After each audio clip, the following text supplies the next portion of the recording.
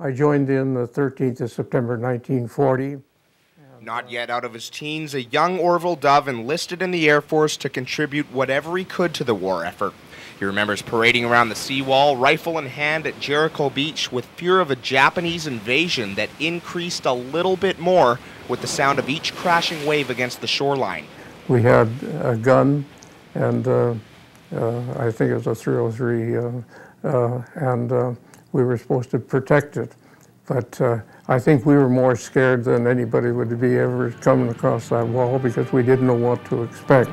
The RAF. Originally signing up as a tail gunner, a position with one of the shortest life expectancies of the war, Orvel was unexpectedly put into training as a fighter pilot. I don't think I'd be sitting here if I was signed up as a gunner. That was a very dangerous type of thing, and I admire those people that did go into it. And however, he would never see battle. One fateful night after a nighttime training run in Britain, Orvel would be severely injured while leaving the runway. I'd come down, landed, and then got in a car and was proceeding off the airfield, and another one of our other pilots was taxiing in, didn't see us, and we didn't see him, and his aircraft hit our car, killing one fellow and severely injuring myself with busted leg, knocked my fingers off and bashed up my head. His injuries would thrust him into a group of maimed servicemen that would later be dubbed the Guinea Pig Club. The name was given because its members would be experiments of a new emerging medical field, plastic surgery. Orvel was one of the first to be worked on. The aircrew people were so badly burnt that they were alive and well physically, but their faces were so badly burnt, and they started the plastic surgery program, and some of the people would spend up to 3 or 4 years and have 100 operations. While he would never be the same again, his injuries weren't about to keep him out of a cockpit. Deemed ineligible for operational duty, he carried on his Air Force career as a ferry pilot, transporting other aircraft around the United Kingdom. He would test the limits in another accident, this time above the runway instead of on it.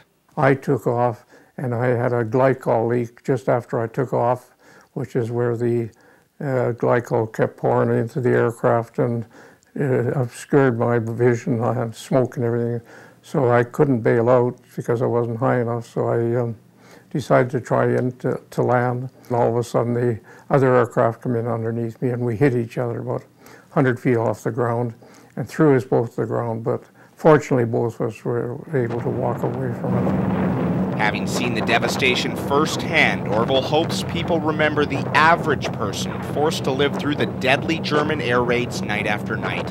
We have to think of the civilians that were in Coventry, London, Liverpool, that were bombed every night, and they had to live in air raid shelters, and they were killed by the thousands. One of the civilians who survived would turn out to be his future wife, Olive. We used to sit every night and watch them bomb Birmingham, and we said the Germans would never hit Coventry because it was in a hollow. And then all of a sudden, one night, they did come over and bombed us. Not seeing much on the horizon as a civilian, Olive decided to join the Air Force as well. I decided to join up because it didn't seem like any future anywhere with all this misery going on. One thing fresh in her mind is the memory of the first time she ever saw Canadian servicemen. We were really, really welcomed the Canadians. We're so glad to see them because England was really being battered. The cathedral itself was not touched in terms of the bombing. Everything around it was Both are extremely frustrated by the fact that wars continue in this day and age. I am naturally disappointed that there's so much of this war going on around the world. It just, you can't imagine people wanting to go around and kill each other, and human life doesn't seem to mean too much to people anymore.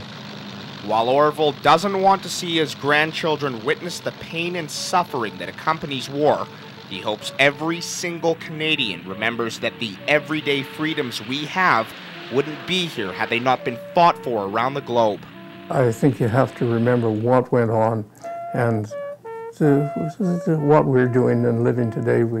There's a lot of problems throughout the world now, but at the same time, if it hadn't happened and we hadn't gone through that time in 39 to 45, it might have been a totally different world completely. You never know. And it had to be done, and it had to be done